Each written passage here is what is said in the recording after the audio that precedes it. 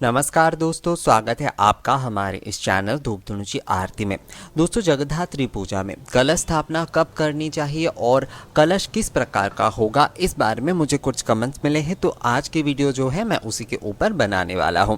दुर्गा पूजा में जिस तरीके से मैंने कलश स्थापना करके आप लोगों को दिखाया था, जिस प्रकार से कलश सजाना है, अर्थात कलश के ऊपर जिस तरीके से पहले जल भरना है, और तांबे का कलश ले सकते हैं आप, पीतल का कलश ले सकते हैं आप, मिट्टी के कलश ले सकते हो, उसमें जल भर के उसमें औषधि वगैरह, हल्दी, चंदन, ये सब कुछ आपको डालना है। उसमें पंच पल्लव या आम के पल्लव जो है वो आपको देना है। उसके ऊपर अक्षत पात्र यानी कि अर्घ पात्र जो है वो आपको रखना है। उसके ऊपर आपको छिलके वाले नारियल या फिर आप अगर डाब रखना चाहते तो शीश डाब आपको रखना होगा। ये रखने के बाद जिस तरीके से लाल कपड़े जो है उसका इस्तेमाल करते हुए उसे आच्छादन यानी कि ढकना होगा, वस्त्र अर्पित करना होगा कलश को।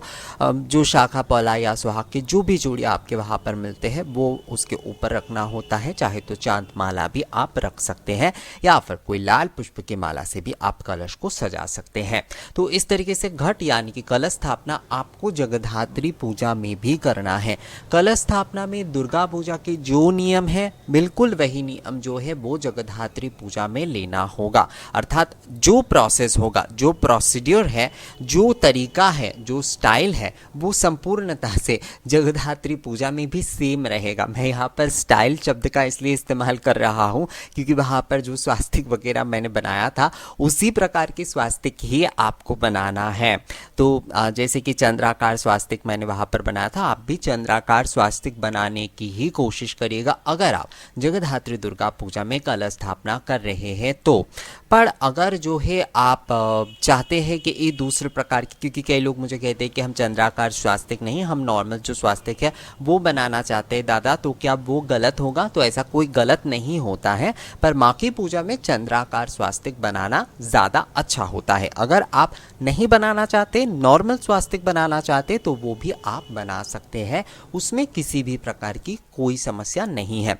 कलश जो है वो हमेशा मिट्टी का होना चाहिए, पीतल का होना चाहिए या फिर जो है तांबे का होना चाहिए। दूसरे किसी भी प्रकार की कलश में आपको कलश स्थापना नहीं करना है। माँ की कलश मिट्टी का और तांबे का, यही सबसे ज़्यादा सही होता है। पर अगर आपके पास पीतल के कलश है तो आप पीतल के कलश भी इस्तेमाल कर सकते हैं। अर्घ पात्र के लिए भी कई लोग क्या करते हैं कि कलश तो ले लेते हैं वो, पर अर्घ पात्र यानी कि चावल अक्षत जिसमें पूर्ण करके वो रखते हैं, उसे क्या करते हैं वो स्टील का रख देते हैं, कई लोग प्लास्टिक का रख देते हैं। तो ऐसा बिल्कुल नहीं करना है। आपको तांबे का ही लेना है, आपको पीतल का ही लेना है, या फिर मिट्टी का अगर आपको मिलता है तो आपको मिट्टी का लेना चाहिए। कभी भी जो है स्टील का, लोहे का या फिर इस प्रकार की किसी भी धातु से बना हुआ, प्लास्टिक से बना हुआ, कई लोग जो है वो पत्ते का भी कुछ बनाकर रखते हैं, तो ऐसा नहीं करना चाहिए। क्योंकि पत्ते का अगर आप बनाकर रखते हैं ना तो कई समय होता है वो जो कलश के पानी है उसे भिगो देता है और चावल जो है वो जल में मिल जाता है। तो इसलिए जो है आपको पत्ते का भी लेना नहीं चाहिए। आपको जो है ये पीतल का लेना चाहिए, तांबे का लेना चाहिए या फिर मिट्टी के अर्घ पात्र ही आपको लेना चाहिए। पंच पल्लव अगर आपको मिलता है तो बहुत अच्छा है, नहीं मिल रहा है तो कोई बात नहीं, आप आम के पल्लव को ही इस्तेमाल कर लीजिए। नारियल में आपको छिलके वाले नारियल ही जगद्धात्री पूजा के लिए भी इस्तेमाल करना है, जिस तरह आपने दुर्गा पूजा के लिए किया था। डाब यानी कच्चे वाले नारियल इस्तेमाल कर रहे तो शीश आपको लेना चाहिए। सुहाग की चूड़ी आपके वहाँ पर जो आप पहनते आप वही इस्तेमाल कर लीजिए। चुंडी या चोली जो आपके वहाँ पर मिलते हैं लाल रंग के, आप वही स्थापना कर लीजिए। अष्टदल कमल जो है वो आप कलश के नीचे एक बहुत अच्छे तरीके से चावल से भी बना सकते हैं। कई लोग जो है चावल के आटे से बनाते हैं या फिर कई लोग पुष्प से भी बनाते हैं, तो पुष्प से भी आप बना सकते हैं, उसमें समस्या नहीं है। पर पंच जो शस्य होते हैं, जो 5 प्रकार की शस्य का मैंने उल्लेख किया है दुर्गा पूजा की कलश स्थापना में, वो आपको देना है। और थोड़ा सा हल्दी का जो चावल है, अक्षत है, वो भी आपको कलश के नीचे रखना है। तो इसी प्रकार से जो है वो आपको कलश को रखना है। कलश को आपको जो पूर्वाह्न की पूजा होगी उसके पहले ही आपको कलश स्थापना करना है। अर्थात सुबह के समय ही आपको जो है, अगर आपके आसपास कोई जलाशय है तो जलाशय से जल लेकर आकर आप कलश स्थापना कर सकते हैं, या फिर घर पे भी आपके गंगा जल है या फिर नॉर्मल आपके वहाँ के जो जल आते हैं उससे ही आप जो है माँ गंगा की आवाहन करते हुए कलश पूर्ण करके कलश की स्थापना करें। कलश को जो है उसी कलश में 3 बार की ही पूजा होगी। पूर्वाह्न की, मध्याह्न की, अपराह्न की पूजा होगी। दूसरे दिन दशमी के जिस तरीके से आरती होती है, संक्षिप्त पूजा होती है, वो करने के बाद ही जो है कलश को जो है वो हटाया जाएगा और कलश विसर्जन आदि मूर्ति विसर्जन ये सब कुछ होगा। तो इसलिए दोस्तों कलश जो होगी वो विशेष है, अर्थात जिस तरीके से दुर्गा पूजा की यानी कि नवरात्रि के कलश विशेष होती है, उसी तरीके से जगधात्री पूजा के लिए भी कलश विशेष होता है। तो जगधात्री पूजा भी आप अगर कर रहे हैं तो उसमें कलश स्थापना पर आपको विशेष ध्यान देना है, क्योंकि ये भी दुर्गा पूजा ही है।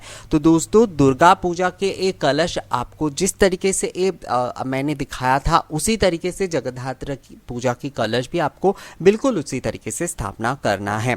कई लोगों का ये कहना है कि अगर हम जो है कलश स्थापना ना करके भी पूजा करें तो क्या होगा। तो देखिए दोस्तों ये जो पूजा है, क्योंकि एक दिवसीय पूजा है, तो मुझे लगता है आपको कलश स्थापना करके ही पूजा करना चाहिए अगर आप माँ की पूजा करना चाह रहे हैं। तो कई लोग ये सोचते हैं कि कलश स्थापना करेंगे उसके बाद विसर्जन कहाँ करेंगे, तो ये इस बारे में सोचकर वो शायद कलश स्थापना नहीं करना चाहते। पर दोस्तों मैं आपको कहूँगा अगर आप अपने पूजा के पूर्ण फल चाहते तो आप कलश स्थापना अवश्य करिए।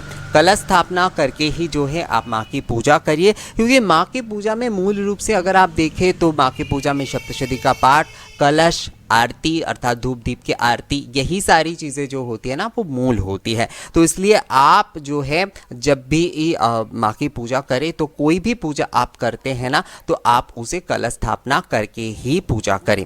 तो दुर्गा पूजा में भी जिस तरीके से आपने कलश स्थापना करके पूजा किए थे, मैं कहूँगा कि जगधात्री पूजा भी अगर आप कर रहे हैं तो 3 बार की पूजा यानी कि पूर्वाह्न की, मध्याह्न की, अपराह्न की 3 बार की पूजा ही जो है वो आपको कलश के ऊपर ही करना है। चाहे आप मूर्ति में पूजा करें, चाहे आप फोटो में पूजा करें, पर कलश आपको जरूर रखना है। विधि दुर्गा पूजा की ही है, अर्थात दुर्गा पूजा के कलश स्थापना के विधि जैसा ही जगधात्री पूजा के कलश स्थापना के विधि होंगे दोस्तों। पर जो है आपको बस ध्यान रखना है कि कलश जब आपने स्थापना कर लिया, अर्थात पूर्वाह्न के समय जब आपने कलश स्थापना कर लिया, उसके बाद जो है वो हिल ना पाए, किसी भी प्रकार से जो है वो हिल ना पाए। अर्थात पहली जो पूर्वाह्न की पूजा हुई उसी में ही मध्याह्न की पूजा होगी, उसी में ही अपराह्न की पूजा हुई। कलश अगर किसी प्रकार से हिल जाता है, कई लोग जो होता है वो कलश को थोड़ा कलश को छूकर प्रणाम वगैरह करना चाहते, तो मैं कहूँगा कलश हिलना नहीं चाहिए। इस बात का आपको ध्यान रखना है, कलश बिल्कुल भी नहीं हिलना चाहिए। कलश हिलता है तो आपकी पूजा जो है वो कलश पे ऊपर ही क्योंकि पूजा संपूर्ण होती, तो कलश अगर हिल जाता है तो पूजा पूर्ण नहीं मानी जाती है। तो इसलिए आप इस बात का ध्यान रखिएगा कि जब पूर्वाह्न के पहले आप कलश स्थापना कर रहे हैं तो उसी कलश में आपको पूर्वाह्न, मध्याह्न और अपराह्न की सारी के सारे पूजा जो है वो आपको करना है। इसलिए कलश कभी भी हिलना नहीं चाहिए, इस बात का विशेषकर ध्यान रखिएगा। बाकी कलश स्थापना की विधि वगैरह जो कुछ भी है वो दुर्गा पूजा की तरह ही है, क्योंकि जगधात्री पूजा जो है वो द्वितीय दुर्गा पूजा है, मैंने आपको कहा ही है दोस्तों। तो दुर्गा पूजा के विधि अनुसार ही कलश स्थापना होगी, उसमें किसी भी प्रकार की कोई कंफ्यूजन मत रखिए। क्योंकि कई लोग ये कह रहे कि क्या 3 बार अलग अलग से हमें कलश बदलना होगा, तो ऐसा नहीं है। कलश स्थापना एक बार ही होगी, पर कलश हिलना नहीं चाहिए। कलश दूसरे दिन जाकर जो है आरती करने के बाद विसर्जन विधि के तभी जो है कलश आपको हटाना है। उसके पहले 3 बार की जो पूजा होगी एक ही कलश में होगी, पर कलश को हिलना नहीं चाहिए। ये विषय जो है आप थोड़ा बस ध्यान में रखिएगा। तो दोस्तों इस वीडियो में मैंने आपको जगधात्री पूजा की कलश के बारे में बताया। अगर इस वीडियो में दिए गए जानकारी के बाद आप लोगों को और कोई जानकारी चाहिए इस विषय में तो मुझे कमेंट्स करके ज़रूर बताइएगा। आप मेल भी कर सकते हैं और मिलेंगे आपसे अगले वीडियो में नए किसी जानकारी के साथ। तब तक के लिए नमस्कार।